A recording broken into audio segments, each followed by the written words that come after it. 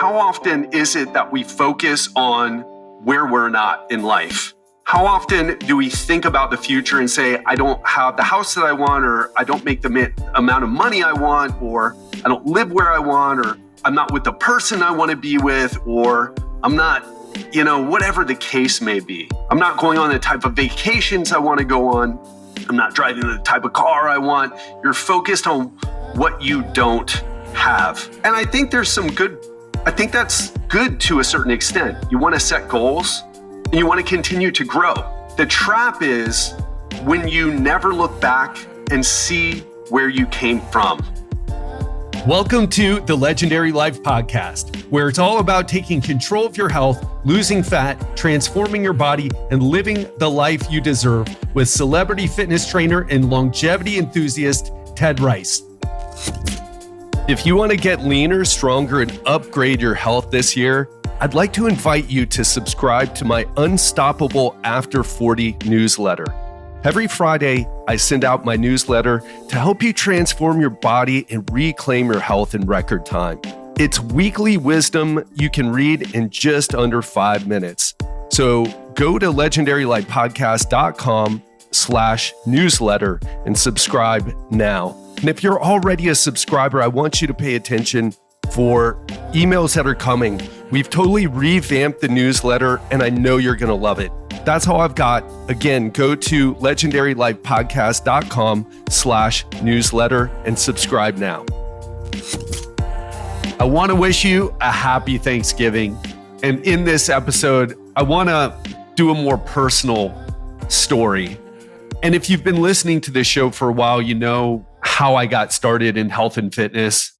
But if you're a bit new and you only have heard the more glamorous side of things, how I lived in Miami Beach and worked with celebrities like Robert Downey Jr., Ricky Martin, Richard Branson, and so many CEOs and entrepreneurs over the past 24 years I've been doing this, you may not know how I got started in health and fitness and why I'm so passionate about it. And my hero origin story, if you will, started with a tragedy, a family tragedy. When I was 19 years old, I was studying neuroscience in school. That's what I wanted to do. And my 9-year-old brother disappeared one day while my parents were out of town. And after several months of really hell, the hell of not knowing what happened to him, we found out that he was kidnapped and murdered. And it was a famous case in Miami. In fact, if you look up my brother's name, Jimmy Rice, R-Y-C-E, you can read a bit about it. I'm not going to go into the details here, but if you're interested, you could read more about it. And when people hear that and read this story, which I want to warn you, it's quite graphic and it's quite intense and it will disturb you, but it's there if you want to read more about it. And when people learn the details of the story and then think about how I show up and how their perception of me in life or from meeting me, they always tell me, I'm so surprised that's your story. I would have never guessed. And in today's episode, I want to talk about how I got to this point. Because when people do hear my personal story, the most common question that I've gotten over the years is, how do you get through something like that to get to a good place? So that's what I want to talk about today. And if you're just tuning in, welcome to the Legendary Life Podcast. I'm your host, Ted Rice, health coach and expert, coach to entrepreneurs, executives, and other high performers. Been doing this for 24 years, as I stated earlier. And this isn't just a career for me. It's a calling. It's a passion. Because one of the ways that I've been able to get to a good place in life, because it's not just my brother the whole story is just crazy. And if you Google my name, don't Google my name, Google my brother's name, and the whole story will come up. If you Google me, what comes up is a lot of podcasts and things that I've done. But if you Google my brother's name, Jimmy Rice, or my dad's name, Don Rice, you can read a bit more about this story. And so my sister committed suicide. My stepmother died from a heart attack, and my dad died a couple of years ago, poor health. And man, let me tell you, the turmoil that happened when each of these tragedies took place, it wasn't easy to get through. But I learned something really powerful after my brother was murdered. And what had happened is, as I said, I was studying neuroscience in school. That I wanted to either go into medicine or become a neuroscientist.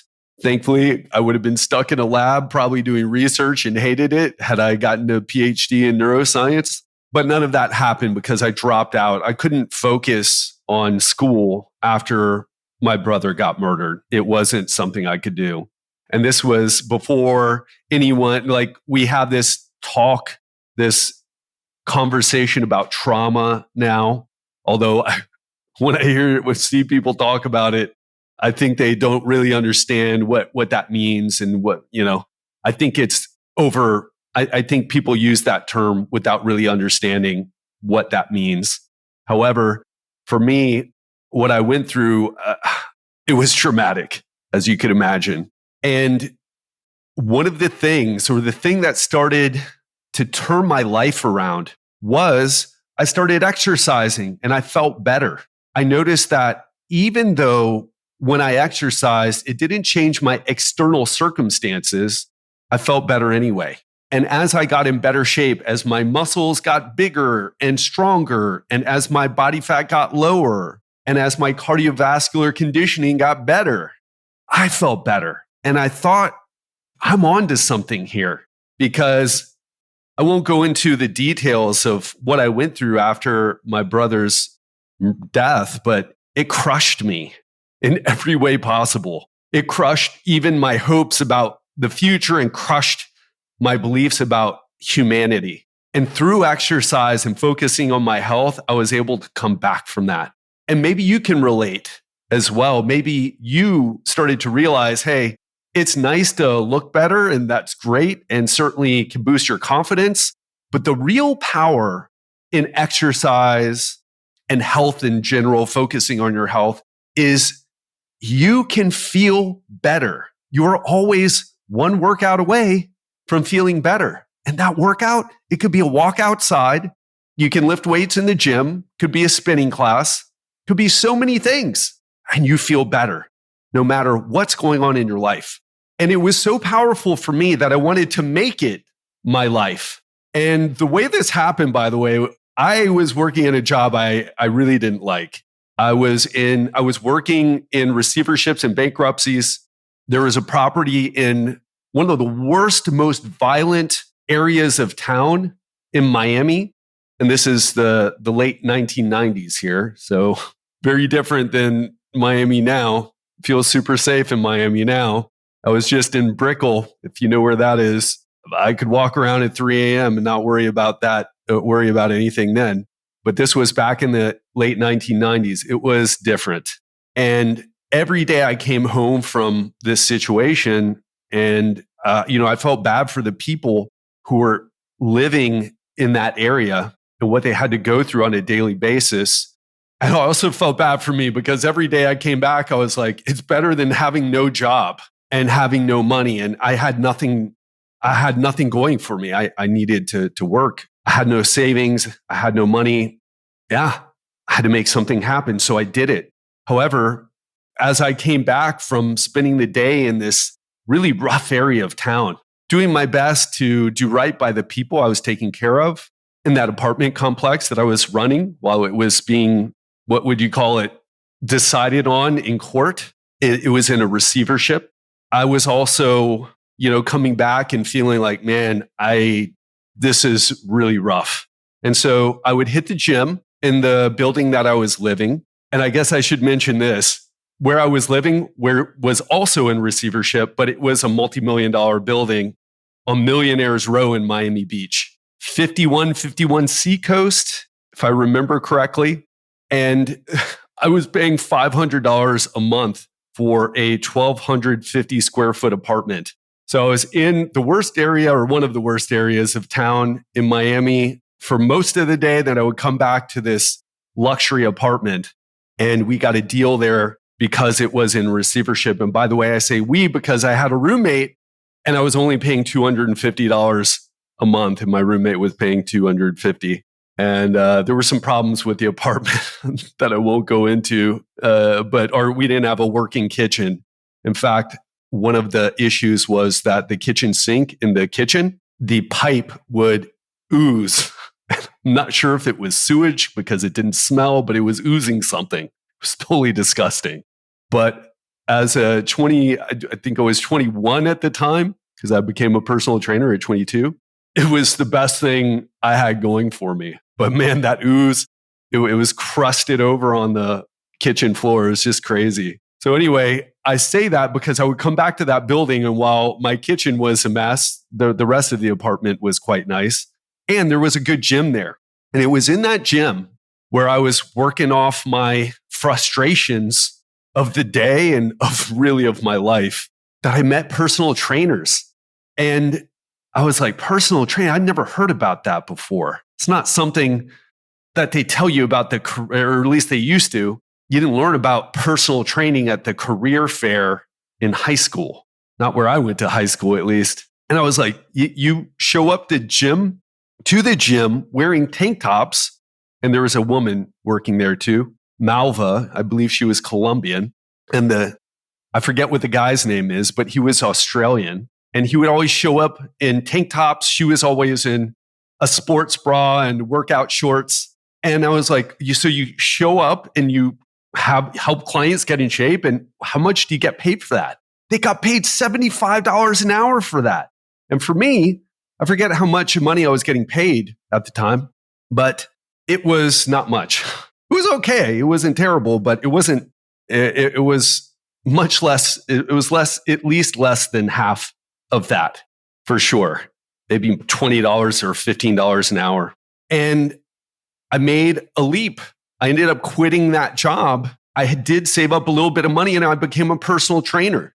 And that's the story of how it happened. I got hired at the first place I interviewed at, which was the Eden Rock Hotel and Spa in Miami Beach. The hotel is still there. I don't know what the spa is. And when I got a job at the hotel, they told me, listen, we hired you as a personal trainer, but really, you're not going to be able to personal train anybody for 2 years. Is what they told me. And they told me in the meantime, I was going to work on the floor, which there is a cardio room upstairs, if you've ever been to the Eden Rock. And sometimes I would be in the cardio room. I would adjust straps on the machines for people and wipe down their sweat. Or I was in the gym below, putting away weights and generally looking after people in the gym downstairs. And I didn't care. I was so happy to be. It was such a better environment, although that would have been easy to achieve going from the worst neighborhood, or one of the worst. I don't think it was the worst neighborhood in Miami, but one of the worst. Top 3 worst neighborhoods for sure in the Miami area. And now I'm in the hottest gym is what it turned out to be. A little sip of tea there. The hottest gym in Miami Beach. And it was just an incredible change.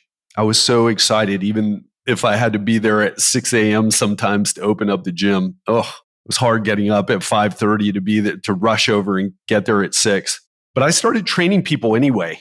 I didn't care if I was going to get paid or not paid for it. I didn't care. I just knew it was the right thing for me.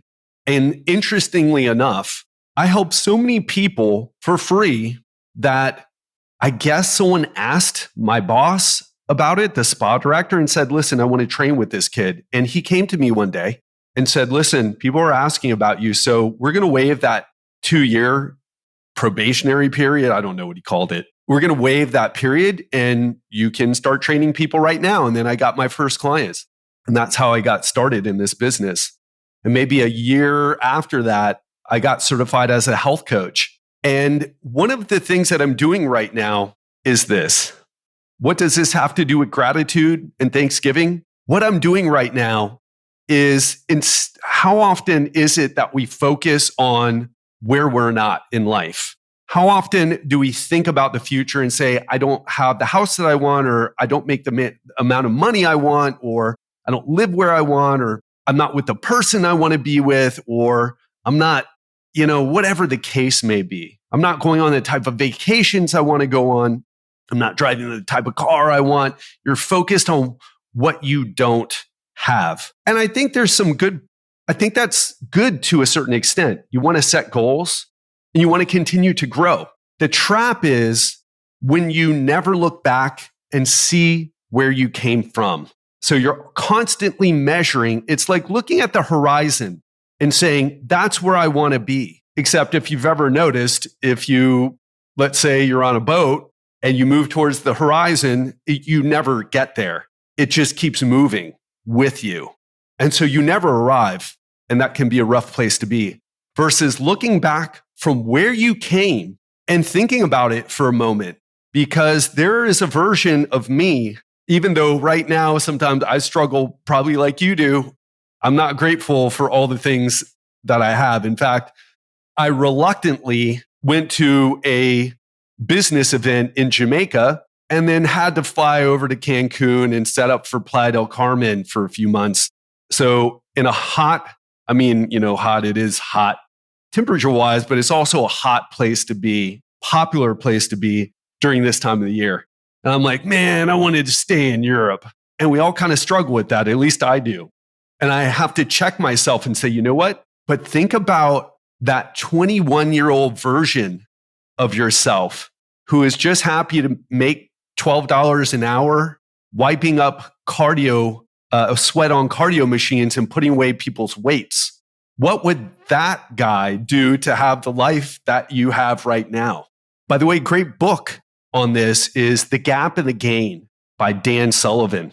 And the gap is what we just talked about, always focusing on the future, always focusing on the goalposts that you set for yourself. But as soon as you hit the goal, you just move the goalpost further. And so it's this constant, oh, I achieved this. Okay, what's next? Oh, I achieved the next thing. Okay, what's next after that? And again, you want to keep doing that. You want to keep evolving as a person. I believe Tony Robbins says this is one of the 6 human needs is growth. And I agree with him. And it's one of the ways that I've either avoided ruts in my life or have gotten myself out of ruts. It's one of the ways that I've avoided falling into the trap of, oh, my life is terrible. My brother was killed. It's not right. It's not fair. The world isn't right. People are terrible, whatever, I'm not going to say I don't struggle with those thoughts sometimes, especially if you scroll through social media too much. But setting those goals is one of the things. It's like I've grown so much as a person and I continue to grow. And it's just this great feeling. So it's good to have the goalpost and to keep moving it. You can't, or another thing Tony Robbins says, and I'm not a huge Tony Robbins fan, but I guess he's influenced my thinking and my life a lot, as he says, you can't sit too long at the table of success. You need to keep moving. And at the same time, though, we need to make sure we focus on the gain, what Dan Sullivan calls the gain, measuring backwards. How much have you grown from, for me, I'm 46 now. How much have you grown in 35 years? Did I do that right? No, it was 20. I added too many years there. So, oh my gosh. So 21, I'm 46. So 25 years. 25 years. So I've grown quite a bit beyond my wildest dreams. In fact, worked with celebrities, popped bottles with models in the club in Miami Beach. Got really sick of that, to be honest. And the yacht trips sounds cool, but after a while, you're like, I'm just getting drunk, and everybody else is getting drunk, and we're all escaping from our problems, and And then another thing happened. I realized, as a personal trainer in Miami Beach, I think about the shift that I made in 2018, where I left it all behind and moved to Thailand to go full time into this podcast and into my online coaching business. It completely changed my life doing that. Actually, I could even go back before that, and starting this podcast changed my life. And I don't think I would have made that move in 2018 if I hadn't started the podcast in 2013. Can you believe I've been doing this podcast for 10 years now? Crazy. And one of the reasons that I bring this up is that I did this gratitude exercise. And I want to tell you something. You hear a lot about gratitude and journaling and journal. What are you grateful for? I'll be honest. I'm sure it's great. I haven't done it yet. It's not a practice of mine. But what I do is I make sure I put myself in situations like I did last week when I was in Jamaica with my business coach. And he took me through a goal setting exercise, and it was like this. And it really got me to reflect on how far I've come. And I'd like you to take a moment to reflect on your life. You're probably already doing it. The gap and the gain, such a powerful concept and contrast, certainly worth doing. Writing down where you came from instead of what you don't have in life, right? The goal setting is always, again, about what we don't have, what we're striving for. And again, that's important. But make sure you measure backwards too. One of the most important things that you can do. And it puts you in such a better place, because the truth about high achievers, let me know if this resonates for you. I am not, you may hear some of my, the celebrities I trained, or, moving to Thailand and building my business. Maybe you're impressed by it. Maybe you're not. And that's okay. But the problem is I'm not impressed by it, because I don't really think about it too much. I think about, I woke up today. What do I have to do? I got a ton of stuff to do. Oh man, I got a ton of stuff to do. I really want to just kind of take a day off, but I already took some time off, but I was in Jamaica. You know what I mean? We get into this talk with this narrative, this story that happens in our head about just what we have to do, the daily grind, and we get lost in it. But going to that event in Jamaica and going through that goal setting made me realize, whoa, I've really come a long way.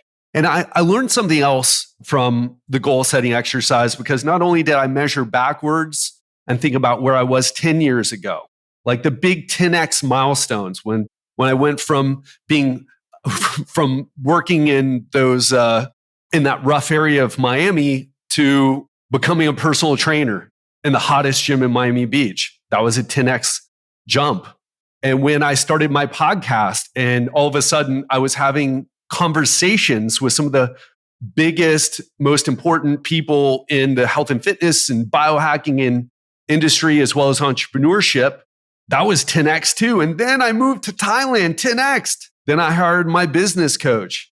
When I finally figured out, because when I was in Thailand, by the way, I went through periods where we'd run our coaching business, but it wasn't like, here's the thing that we're going to do. We're going to do coaching. And it was in Thailand that Giselle and I decided on that path forward. That was a 10x moment. And then when I hired a business coach, 10x moment, got me to change as a person. That's what 10x versus 2x means.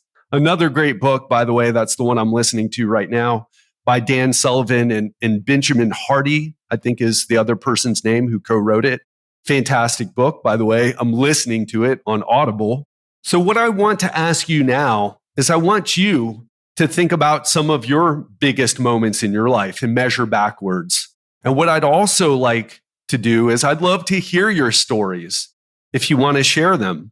I'm on Instagram at Ted_Rice, RYCE, and I'm on Twitter, which is my number one platform, or X. It's now called X. Feels weird calling it X. I'm on X.